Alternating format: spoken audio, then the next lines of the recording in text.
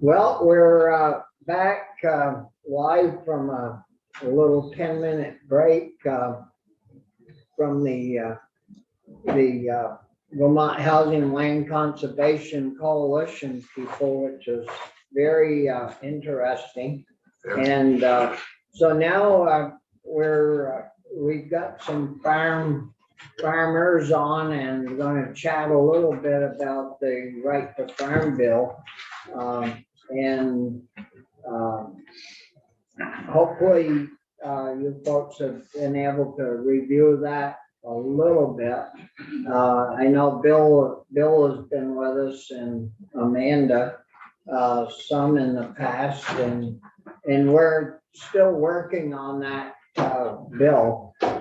And so I guess we'll start off with Bill Ralph, Vermont Dairy Producers Alliance. So you want to lead off on that, Bill? I can lead off. Is there something in particular that's on your mind this morning? I'd like to have an idea of what direction I'm headed in here. Well, we started out trying to keep it as short as possible and simple and to the point. And so far, we've talked about amending, adding a section to it to allow for neighbors to, if a farm is, if a neighbor feels that the farmer's encroaching upon them with whatever, it would, before it gets saying court thing, it would be go to have a mediator try to come in and work with both sides to try to resolve it before it ever gets to court. That's I think about the biggest change that we've done so far. Is there anything else, committee, that I've served? That's the big change. Yeah, thank you, Mr. Chair. We have a definition now of generally accepted agricultural practices, which we've worked on to fine tune it, and it seems like it's got everything we want and nothing we don't. So I know there was some concern about the word reasonable.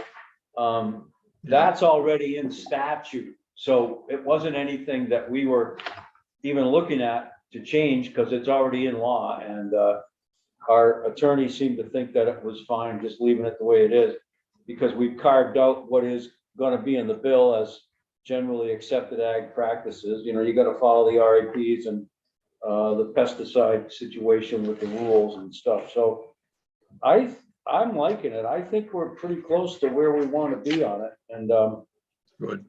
I don't know if you have any opinion or I guess that's what we've got you here for, to see what you think about it. And if we, if you've got objections to certain sections, so we can keep working on those sections if there are sections that are questionable. Well, the fact that we kept it short and simple, I like that, because that was a recommendation. The fact that it's tied to the required ag practices is good, because that kind of takes it off the farmer's back and puts it back on the Agency of Agriculture's back, because the agency is doing its job by requiring us to be fit to qualify for our LFO permit on an annual basis. So since we're following the rules, makes it a little difficult for somebody to come along and say we're a nuisance or have a nuisance lawsuit against us. And the fact that you put the mediation piece in there, I think that's fair enough to say. Now, we could go through the language maybe and discuss that, but one of the common problems that we have as far as neighbors or people in the community at large Somebody called you in. Well, who did it? Nobody had said anything to us about even having a problem with anything. Who did it? Can't tell you. Well, that's a bunch of baloney. Can't tell you. How do you resolve a problem if you don't know what you're dealing with? And so to have a mediation piece and tell that person before you can do anything, you need to have a meeting with the farmer and see if you can resolve the issue. That's not a bad idea, is it? That's common sense. And so I think that supports itself pretty well. The language, I guess, if we could go through that here at some point, would be a good thing. The thing that I did object to was reasonable agricultural practices, because who determines reasonable? Like my wife will tell you that I'm big on saying, well, if they'd use a little common sense. She says, you don't understand. Their common sense and your common sense are two different things. So that's the same thing that applies to reasonable. So you've taken that out and now defined it and left it with generally accepted agricultural practices. That's good.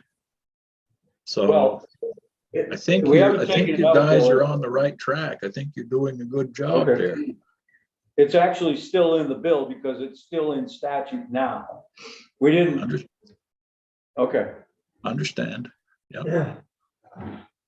And next week, when we take this up, we'll have Michael O'Grady with us. And what we'll do is, we'll invite all you folks, back in and go through it basically section by section and pick up, your feedback, on the different sections as we go through it. And we'll highlight those and then work on those sections if there's major problems. But generally, you think we're not too far off yet? No, I think you're headed in a good direction. I think you're doing a real good job. You got to look at it like this, Senator. If we have 519 cow dairies left in the state today, what's going to happen when it's 319 or 219? We're going to have to be a little more considerate of the way that farmers are approached or the way that we do business with the farmer. And I know that when there were maybe 10,000 farms in the state and there was manure on the road as a common practice, those kind of things, that people got to where they had a bad taste in their mouth. But I think you'll find today that most farmers go out of their way to make sure that things are the way they're supposed to be.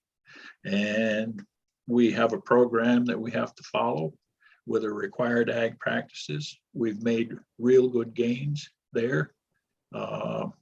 In fact, exceptionally good gains. And I think that the farmer deserves a little more respect than they've had over the past few years. And I think that this bill gives a better approach toward the future. Let's face it, I'm 70 years old. I'm not going to be doing this a lot more years. But what about the next generation? And the question is, if we don't produce food here in this region, we're producing 2/3 of the milk produced in New England. Who's going to produce it? And if they produce it far enough away and there's a natural disaster, how long are you going to wait for the food to show up? And at what price? So I think we better pay attention to what we've got going on here and stop worrying about what the other guy's doing. Yeah, and I remember, when I was on the farm growing up, you'd cut the corn late in the fall and come up out of the cornfield and track mud in the road, and the state cop would come by and go, hey, you better, you gotta get that cleaned up. Well, I see farmers now that have automatic brooms on the tractors, so if they do that, they take their tractor and go sweep it, out of the road no, I think we've got a good crew, left. If we can just keep them on the farm, we'll be doing well. Brian? Yeah, thanks, Bill. I appreciate what you say, certainly about keeping milk local. And I also have to say, I do agree that if all of a sudden, we don't want to have milk transported, as little transported in as possible. So I agree. But I am wondering, would you say when we think about our dairies that the nuisance and trespass laws stuff, is that the biggest thing that would possibly cause a dairy to close at this point? Is that if as the legislature, when we're thinking about, what could really keep our, our dairies open, is this the tippy top? Well, the thing that's really the tip top is economics. And, Yeah, the price, yeah. and if you're not incentivized, and you're producing at your cost of production or below, you can do it for a while, but you can't do it indefinitely. I mean, there are farms in certain regions of the country that are willing to work for nothing as long as the other guy works for less. Well, that's a poor attitude. And the Bill, federal, those of us that are kind of new on the committee, would you say, is that like when you talk about stuff like that, is that sort of like what happens economically in the Midwest mostly, or? well, that's the market that would be closest to us, that would have influence on our market. But Florida faces a similar thing in their region, with milk being funneled into their state from Texas and surrounding states. Yeah, right. So it's wherever the milk shed is, where the big production is. When there's a downturn in market, the milk's going to go somewhere, because the milk's going to show up every day. What are you going to do with it? If you can dump it on somebody else's market for a fraction of the price, you'll at least get something out of it. But there's nothing fair about that. But that's the way it works. That's the way it works. I mean, you could write a class, you could do a whole class on the economy in dairy, couldn't you? I mean, the Well, history it of. would want to be a long class, I'll tell you that. Yeah, Oh, that's what this was. Right. Irene, did you have a question? I'm good. No, I'm also, You're good. yeah, But- I still also have a problem with the word reasonable, but I always had the other day. But to answer your question, Yeah. the point is that the farmer hasn't been used very fairly in the process, in my opinion. When somebody has a complaint about you, it used to be that anybody would have enough backbone to knock on your door and say, listen, you're not doing right according to the way my needs are. Well, let's have a talk, see what we can do about it. But we don't get that anymore. We get a call from the agency or one of the agencies and say that you've been called in. Well, that's kind of an offensive way to be used. No, I don't know anybody that likes to be misused. And if we were misusing somebody at the farm, inadvertently or otherwise, probably should discuss it with them before we go too far. But they'd have to identify themselves. I think your mediation piece works pretty nice there. Yeah. Well, hopefully we can, keep that in the bill and get it passed. Before we go on, is there an Quinn Nelson that wants to testify that's by Zoom? He's working on it. He's having problems with the app, so he may end up calling in on that number. Oh, And so he kind of wanted to go after Bill, I think, so, you know, if we know what the number is, then Linda could let him in. All right, so the, Amanda could go while we wait. What number, I guess he's texting me, is there a number he could just call right into your room other than through the Zoom? Is there another number? There used to be a thing usually, here. yeah.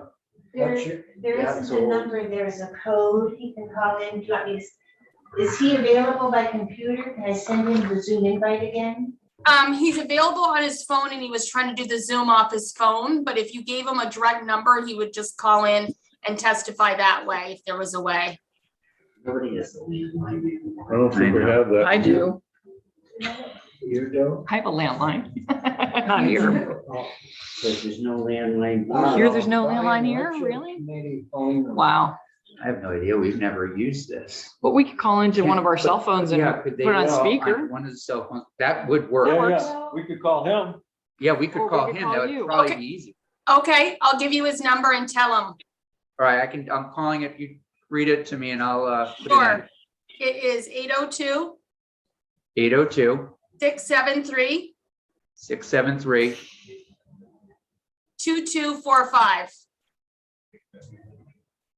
And this is, Dylan. Dylan. Quinn Quinn. Nelson. Quinn.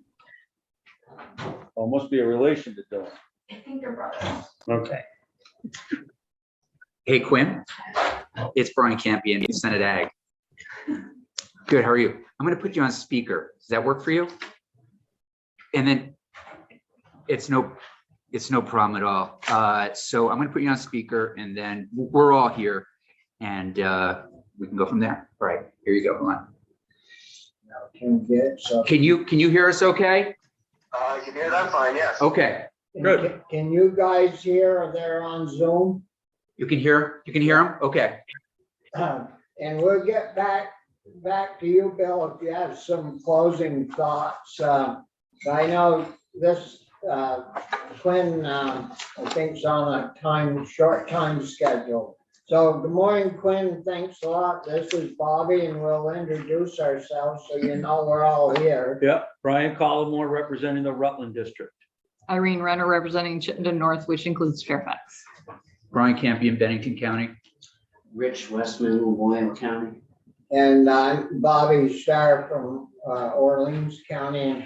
And good morning to you. Sorry about not being able to get you on Zoom, but this will work. So we're talking in regards to the nuisance right to farm bill, really, for the state of Vermont on a rewrite, and would be glad to hear your comments. Yeah, so I just wanted to call in, introduce myself, and I guess voice my my advocation for revising and moving forward with this bill the way as I read it, the revisions anyway. But I'm Quinn Nelson. I'm a third generation on our farms, Nelson Farms Vermont LLC. I farm with my uncle, my father, and one of my cousins. We actually recently bought the whole operation from my grandfather, as you all know, Bobby.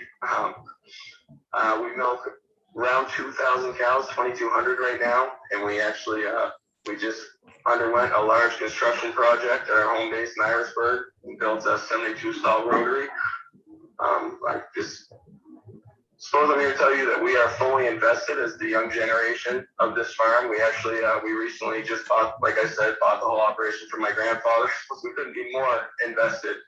And know that everything, the world around us is changing. Farming's changing as well. And I think we're doing a great part to do our part with the change, I guess, regarding to the topics at hand with this bill. And suppose anything to reduce the challenges we deal with. As everyone knows, agriculture isn't necessarily a walk in the park. Lowering the risk and dealing with less flack and less, I guess, BS, for lack of a better term, would do nothing but help us do what we do well. I I don't know. Well, Glenn, we worked on this, well, since we got back here. And, one of the objects that we're attempting to achieve is to keep it simple and to the point, and try to, be fair, certainly to you folks as farmers, and as well as, we're all getting more and more neighbors all the time as you buy or expand to the next piece of farmland.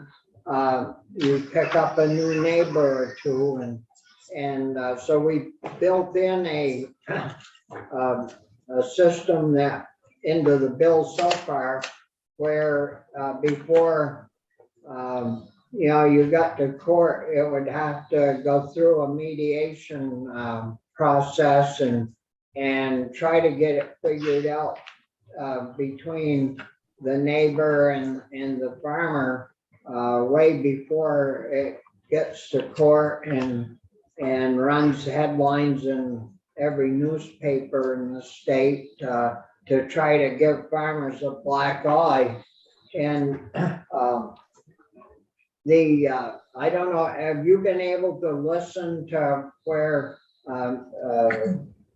Mr. Rowell testified? No, unfortunately, I wasn't. I was fighting with my Zoom application on my phone trying to get it rebooted. Yeah. In a timely manner, it crashed on me. So unfortunately, no, I did not. No. How is the broadband up there? I'm curious. Excellent. I was. Yeah. How is the broadband up there? Your senator's listening. The broadband? Yeah. No, I have no complaints. Okay, all right, good. So Quinn, are you looking at draft 2.3 of the draft? If I transition my phone to speaker, I could pull that up as well. My apologies, I wasn't super prepared in that I didn't get myself into one of our offices for this. I just pulled Yeah, up the no. project I was currently working on at the farm here, but I can pull it up here. Okay, that's our latest version, so I just want to make sure we're all talking about the same language. Yes, I did review that. I was emailed that before. Okay. And so anyways, we're plugging away on this, and if you did you have anything else you wanted to add, Quinn? I guess, I mean, other than to continuing with what Bobby was saying, it is, as far as neighbors go, and obviously, of course, social media has been a huge influence, like he's talking about, how it's very easy to get a black eye, you're in protection from that, and it's definitely the demographic of our neighbors in recent years, especially given the influx of out of state or out of town individuals moving in, it has been more and more difficult. It just paving out these relationships, which with our former neighbors, and my grandfather's been farming the majority of the land we're on for decades and decades, and we had relationships with our neighbors and stuff. And like all things, that's changed. We have new people coming in, people from out of the area, people that aren't used to ag, people that plain don't like the smell or don't like the equipment. And I think they have found a lot of power in their ability just to mess with things, like you were saying, like bringing things to court, or like I said, on social media. It's just another challenge, and like to reiterate on what you said, it's easy to get a black eye. I think the revisions that you're pushing for will do nothing but help. Like I said, we're in I think things are difficult enough for us not to complain. We all have a great time. But anything that can alleviate how difficult things are, and I guess I can speak on behalf of myself, my family, and every farm in the state that I've dealt with, that we're friends with, that we work alongside with. Like I trust ourselves and trust each other that the land gives us everything we have. It's in our best interest to keep things nice, and anything that helps us not get the black eye you were referring to over what is normally a petty issue is a fantastic move in the right direction. Yeah. So where do you sell your milk, Quinn? We ship to DFA. Yeah. So most of our milk is to Franklin. And hey, do you do you have any plans for a digester or anything like that at the new operation or? That is certainly something that we've been talking about with this new operation, all the opportunities that a digester, and just updating all of our nutrient management. I actually stepped out of a nutrient management meeting for this call just barely. We don't have, I can't say we have specific plans drawn up yet, but we're working with the state of Vermont and we're open to anything like that. And yes, talks of a digester have been more and more common lately. Yeah, It's definitely a direction we would like to go in.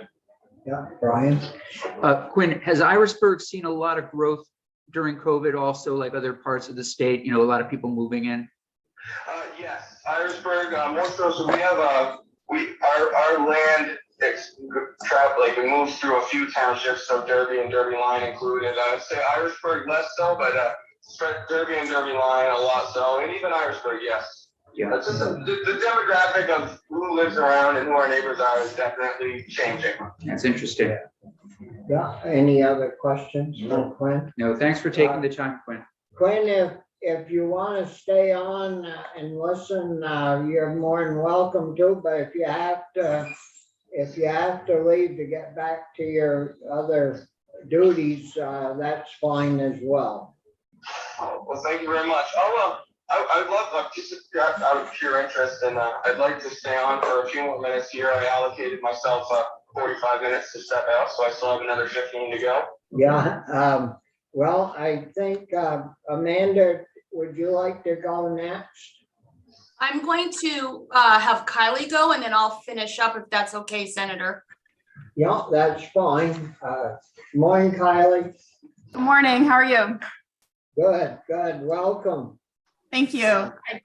Like everyone else, I want to thank you for taking up this really important topic. It's really, really necessary for the future of our industry in this state. And I don't mean just dairy.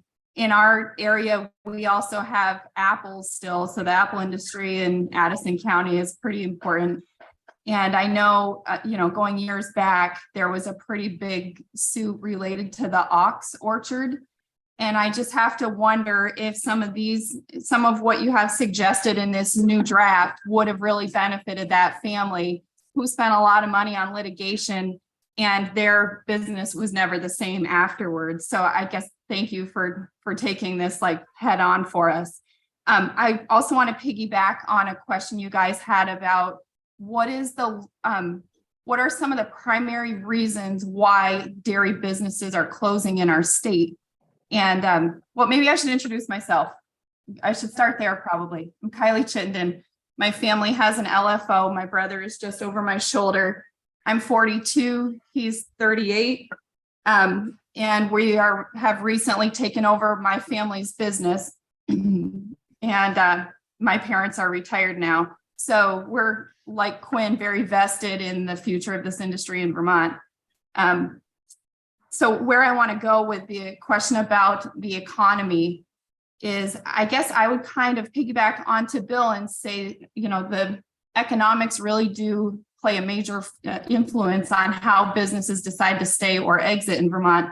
But there's also a concern, and you have many examples, I'm sure, in your different districts, but of that last generation farm. And the harder and harder it is to farm in Vermont, the harder it is to find that next generation if they don't have family to take over the farm.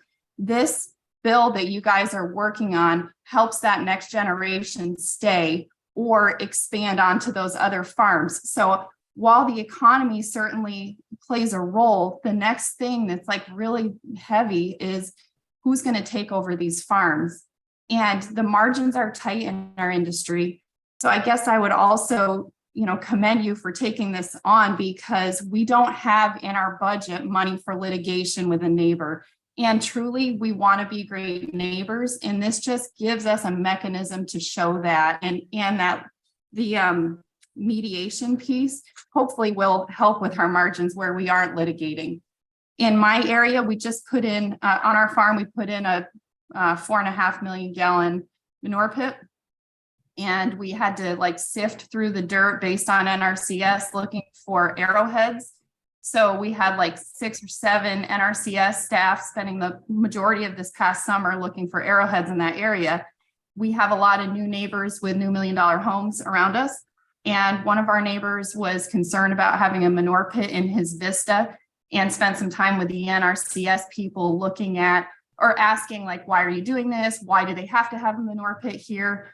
And we got through it, but I understand their questions because they aren't exposed and they're new to Vermont. So I feel like this will help us with new people coming in where we get a chance to educate through mediation before we're just in litigation. Thank you, Kylie. Are you in relation to Tom Chittenden? We may be distantly, but it's my husband's family. I'm not for sure on that. Well, just as well.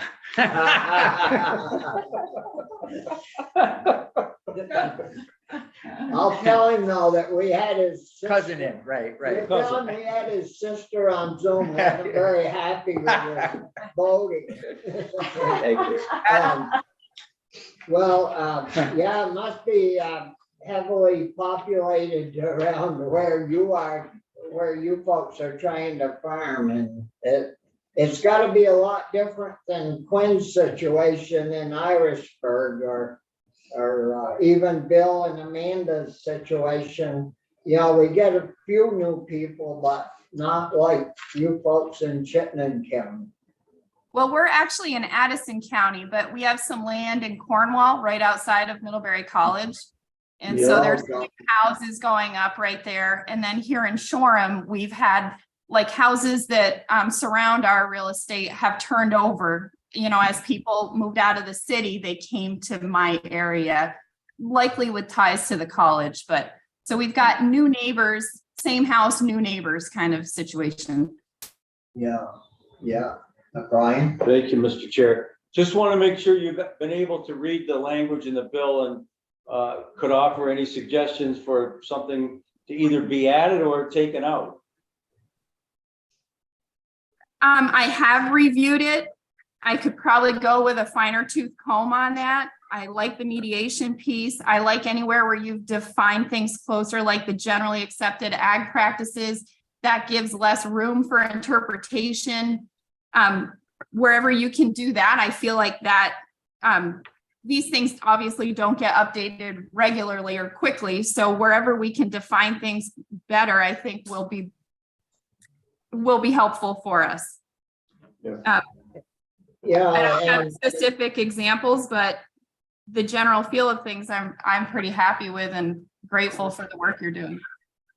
And we're gonna be working on this again next week, and our staff attorney from the council will be with us, and we'll go through it, you know, section by section. And so, you know, you're more than welcome to attend that session. And, you know, if you find something or hear of something as we're going through it, you know, if you put your hand up, we can see you, or push the button and put the little yellow hand up, we'll see that. But, or just speak up if we don't recognize you. We'd be glad to hear any further input that, you know, you may have. So, but thank you. I think that's great. And I do think as our farms change over time, we do have more traffic in and out of our yards, that when we have non-farm neighbors that are hard to understand what these, you know, feed deliveries, or milk pickups. I really think that this will help us. So thank you. Yeah, any other questions? No, thanks. And it looks like Quinn logged off, so, Oh, you did. yeah. Yeah, well, thank you, Kylie. Let's see. Just run to the bathroom. Was Dylan gonna be on too, or just Quinn? No, Quinn represented the Nelson family. Yeah, okay, so you're up next. Thank you, and I'm gonna ask for a little bit of indulgence. I wanted to use this time a little bit to just talk about Vermont farmers a little bit in general, and then kind of get into then the bill before you. And I appreciate your indulgence on this. So today I am here as the Executive Director of Vermont Dairy Producers Alliance. My name is Amanda St. Pierre, but I'm also here as a 6th generation Vermont farmer. My family on my mother's side have farmed in the Green Hills of Vermont, and there has been a lot of changes that have happened in our state and our country during those years. The farming practices have evolved and adapted to the demands due to increased populations, restructuring of towns, the Great Depression, the Industrial Revolution in agriculture, advancement of technologies, and most recently, the pandemics such as COVID, but certainly the pandemics of the past as well. It was interesting. I was just watching a news story this morning on a lady. Her name is Sister Jean. She is 103 years old. And she had a really good quote. And she said, if you're not moving forward, you're going to get left behind real quick. And adaptability is her superpower. Well, I think adaptability is also the superpower of the Vermont dairy farmer. Farming families have served in the development of our rural communities and protection of our citizens through food production and service in our armed forces, volunteer fire and rescue, and service on town and county boards. And if I sound proud to be a farmer, it's because I am. I'm proud that my family has been able to adapt, change, and continue to serve and securely produce food that supports the northern region and actually is exported around the world. Together here in Berkshire with my husband, we have been farming since 1986. We started in tie stall dairies, milking on a pipeline and feeding hay and grain. And today we are milking in parlors with computer chips to help us identify our animals and keep them healthy. We use many different feed sources, including leftover chocolate that has been taken off the shelves and ground up. And we feed it to our cows, which they absolutely love. We recycle dried manure to bed our cows, make electricity off the methane gas. And most currently, we're planning a project in 2024 where we'll take that methane and make renewable natural gas. We're going to be selling carbon credits, of all things, to markets in California and or Europe. And we're using technology and sensors over iPhones to monitor and watch our maple woods, even today, and making syrup. It is vastly different than when my father was farming in the 1920s or my grandparents in the 1800s. Our tractors drive on autopilot and measure our field in inches and inject manure precisely to the measurement of what our plants and soils desire. Farmers are forward thinkers and problem solvers that our state depends on, quite frankly. And you are hearing a lot about climate change and clean energy, which we have been actually working on improving for the 37 years that we have been actively dairy farming, as well as other farmers in the state, the same. Economically, we are diversifying and adapting to new financial restrictions the co-ops have imposed on us. I think you've heard about the bases in previous testimony. We are increasing our efficiencies and looking how we can be progressive and sustainable for our newest next generation, which are my 2 sons and their wives who formally became partners this year. Our farm has invested over $2 million in water quality infrastructure in the last 5 to 7 years. We work hard and take it seriously, as many of our Vermont Dairy Producer Alliance members also do. We communicate with our neighbors ahead of time when we do construction projects, or like Kylie said, we're implementing manure structures and new manure pits and different things like that. We remain open to work through problems that arise and promote that open communication. I say all the above as it leads up to why the Vermont Dairy Producers Alliance, and personally I, am so passionate and supportive of the most recent revision of the right to farm before your committee. Currently, we are the weakest right to farm in the country, and it seems disrespectful to the unique and diverse farmers in the Vermont agricultural landscape. I want to reiterate what Kylie said. We are all in this together. It is not just dairy. We have berry growers, apple orchards, Christmas trees, sheep, goats, and many other different unique types of agriculture now. We invest our resources daily to sustainability and have shown the country we are leaders in this area. Our improvements in water quality are not just spoken about, they are quantitative and measured. We are going to work and doing the work and producing the results. I have no doubt that soon we will be the leaders in the nation in the renewable energy and carbon reductions. This right to farm draft, as written, protects my family's substantial investment into the production of natural gas on our farm.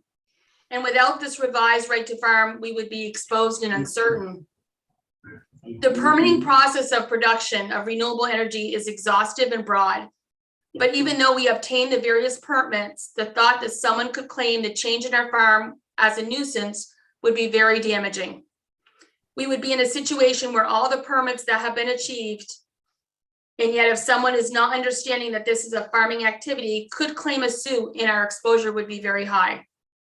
Affording farmers with this small protection in very limited circumstances at least promotes the opinion that if we follow the regulatory permitting process and required ag permits, we should have the basic protection that we would have if we farmed in another state.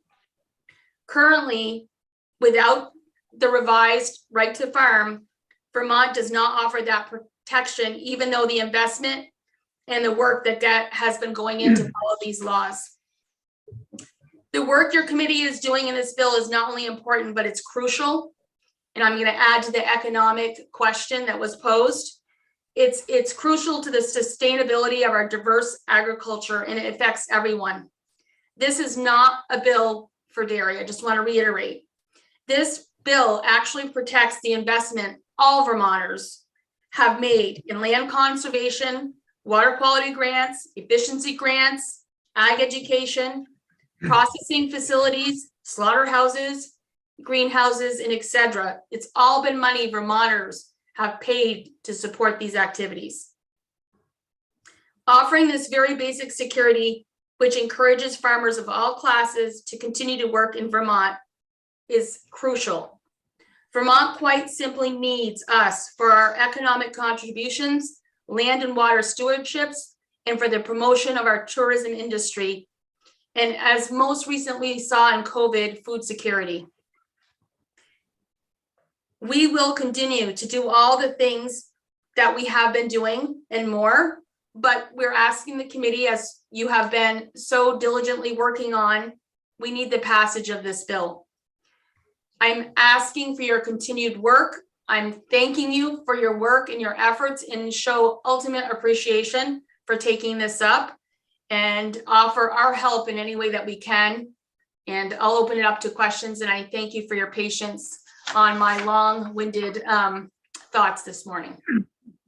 Well, thank you very much, Amanda. And, you know, I'm very appreciative of your comments, and because, you know, Rich is the closest thing that there is here on our committee to a farmer. And What? oh no, Collimore's got 12 chickens. Campion has 12. He thinks he's a farmer with, he thinks he's a farmer with his 12 chickens. But he'll know when he gets sued by his neighbor. But anyways, thanks for your comments, and you know, we appreciate it. Brian. Thank you, Mr. Chair. So I'll ask you the same question, Amanda, that I asked Kylie and Bill and Quinn earlier. So I'm looking at the draft 2.3. We mentioned this the other day when we had our alleged counsel in, that subsection C, which starts on line 10, and I'll just read it, you don't have it there to reference. Practices conducted in a manner consistent with proper and accepted customs and standards as established and followed by similar operators of agricultural activities in a similar municipality or region of the state and under it goes on and on. To me, we need to tighten that up just a little bit and say practices conducted in a manner consistent with proper and accepted customs and standards throughout the state, and just leave it at that and put a period there. To me, it just goes on a little bit too long, and I think Attorney O'Grady is going to do that when he comes back with us. I do want to, again, thank you, Amanda. That was a really nice testimony. I know this analogy has been used before, but I'm going to say it and probably pay for it later. I don't understand the difference between why somebody would move next to an airport and then be surprised that there are airplanes there and that actually people are moving in and out. It just, I don't know.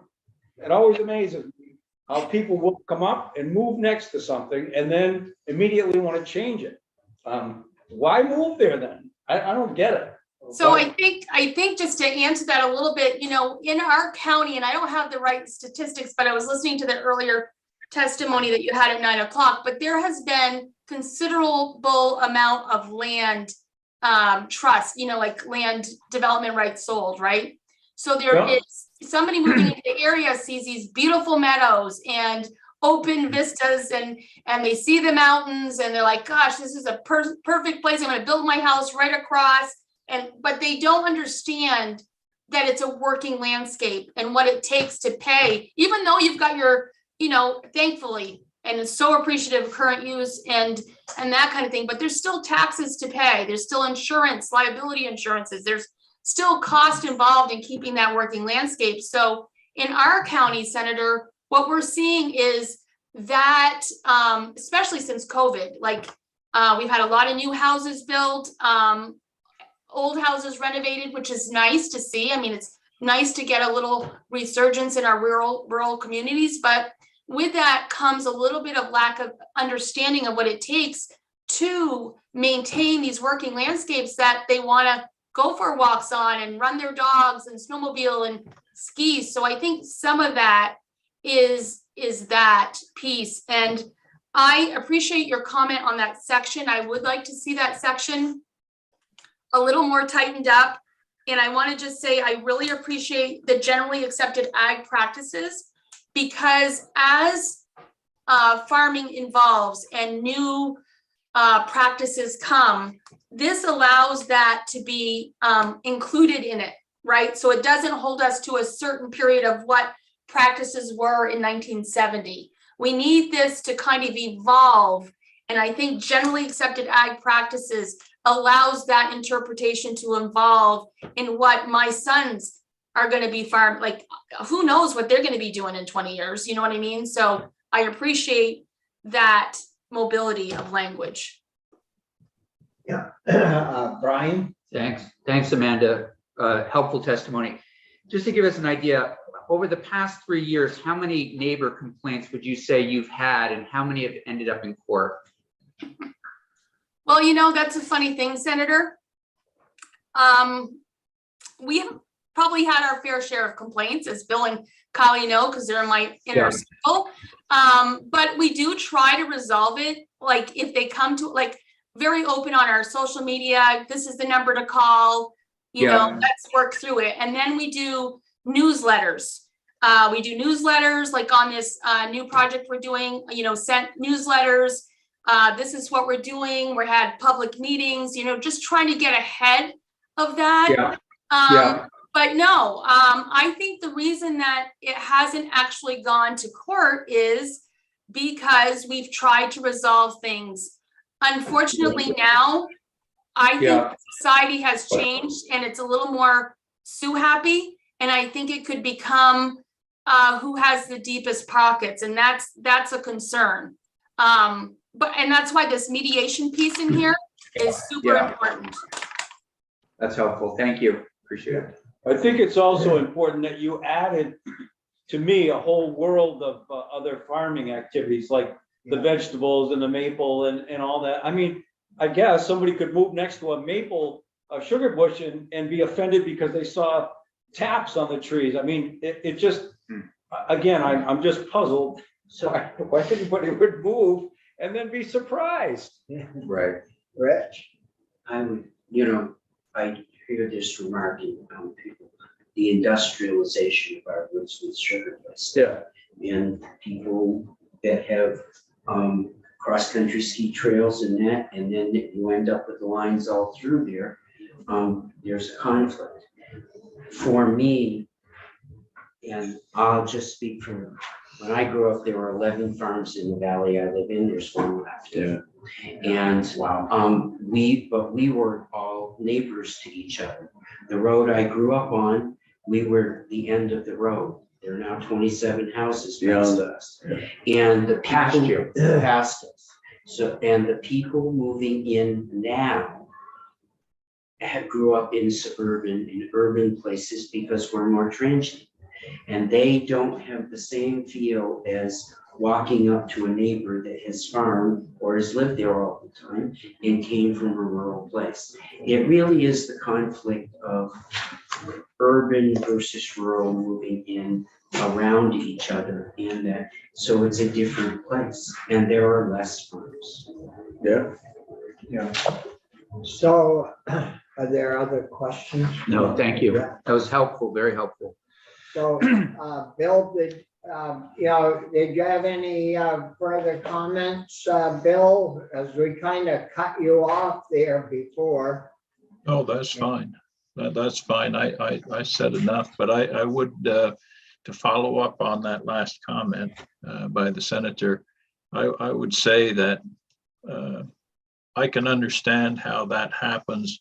People from urban or suburban areas moving into a rural area, that they would have expectations. It looks like a real opportunity, but they're not aware of some of the surprises they find.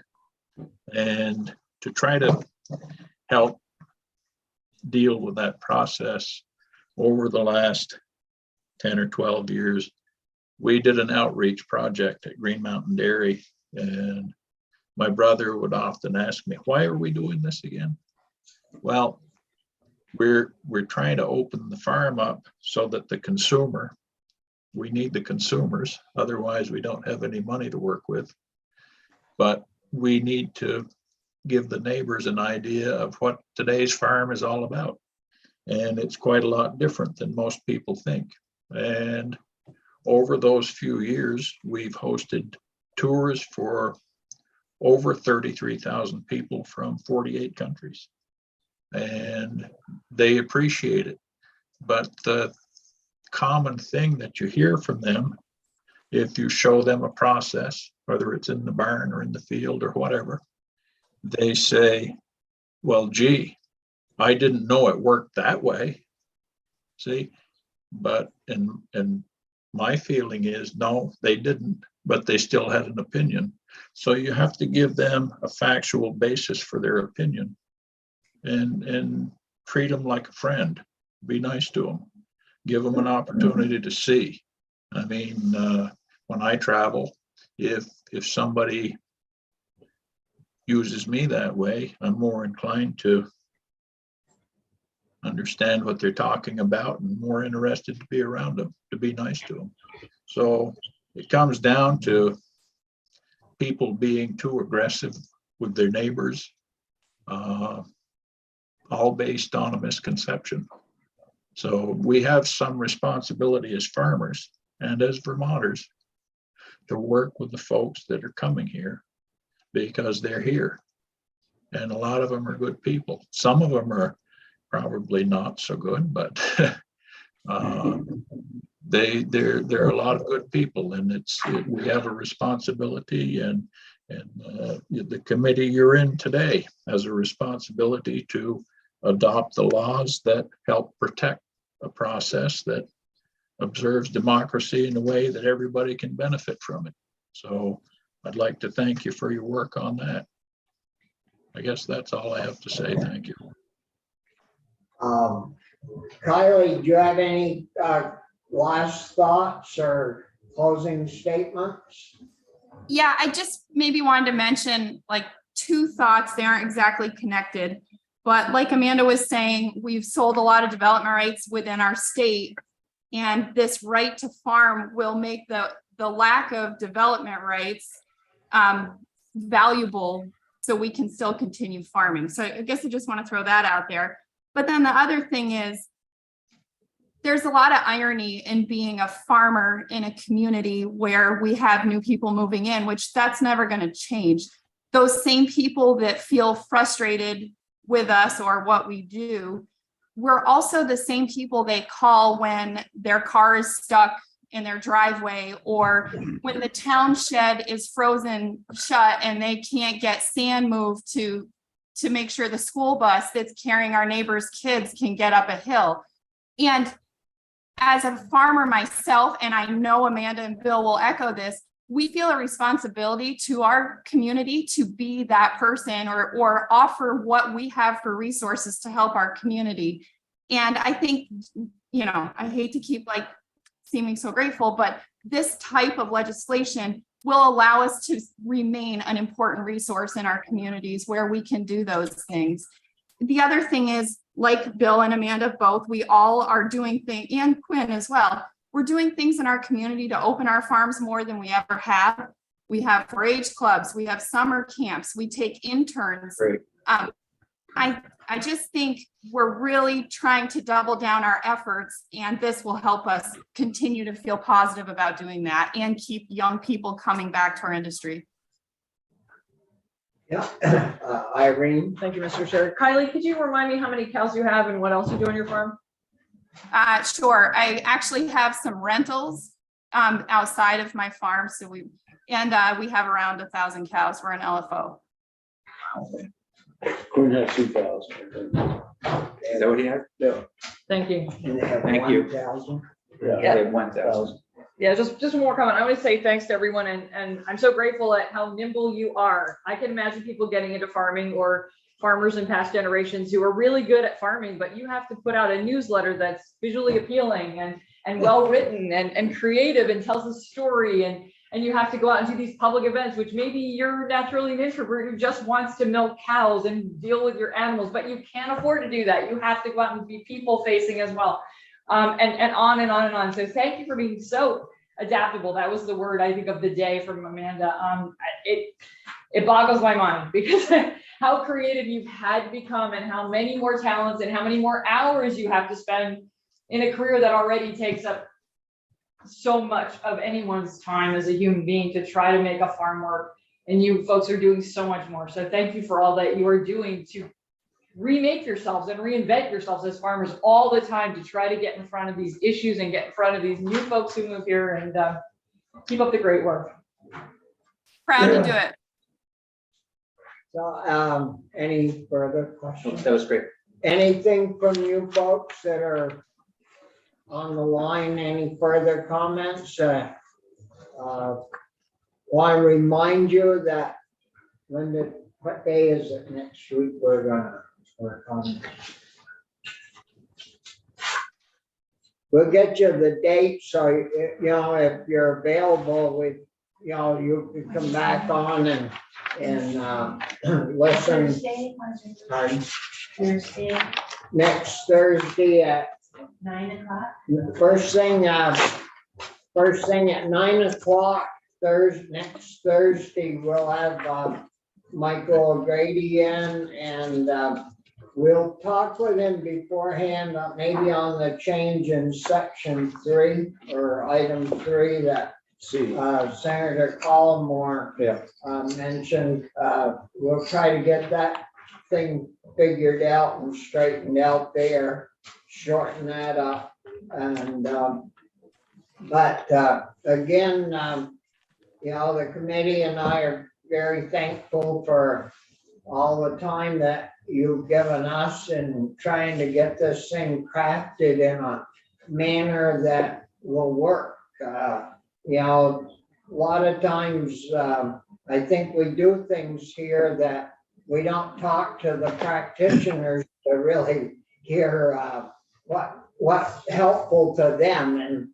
And you know, as far as I'm concerned, the only reason we're here is in the ag room is to help our agricultural enterprises survive and move forward, and try to encourage our young people or fix things so our young people will want to continue in any type of agriculture. So thanks again for your time. I know you're all busy, and we certainly appreciate it. Mr. Chairman, Thank you. Mr. Chairman. I think that Senator Collimore's suggested language would work pretty good. Yeah. Yeah. We'll try to get that corrected, so when there's the next draft out, that change will be made. And, you know, we'll go on from there, but, it'd be good to get this rolling and get it done. Yeah. I'll just say, Bill, the more words people use, the more confused they can get. So the tighter it is, the better. Agreed. You're right. So if there are no other comments, Thank you. we'll, Thank you. adjourn,